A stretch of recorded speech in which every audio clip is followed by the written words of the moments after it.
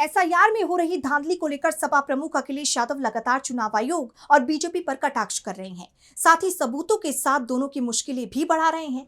बीते दिनों उन्होंने फॉर्म 7 के दुरुपयोग का मुद्दा उठाया था, जिसके बाद यूपी चुनाव आयोग ने इस पर संज्ञान भी लिया था और अब उन्होंने बीजेपी और चुनाव आयोग की दोस्ती को लेकर बड़ा बयान दिया है।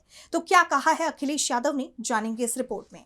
चुनाव आयोग पर बीजेपी के एजेंट की तरह काम करने का आरोप हमेशा से लगता आया है, जिसे लेकर बीजेपी कई बार विपक्ष के सवालों में फंस चुकी है और अब सपा प्रमुख अखिलेश यादव ने एक बार फिर बीजेपी के घाव हरे कर दिए हैं।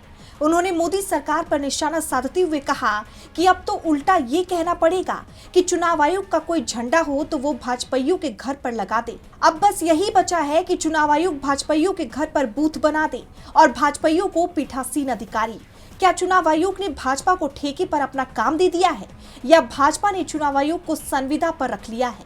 प्रशासनिक पर्यवाची कोष में चुनाव आयोग को भाजपा के पर्यवाची के रूप में जोड़ देना चाहिए। भ्रष्ट भाजपा शासनकाल में आश्चर्य ये नहीं है कि सरेआम वोट काटने बढ़ाने का अपराध हो रहा है।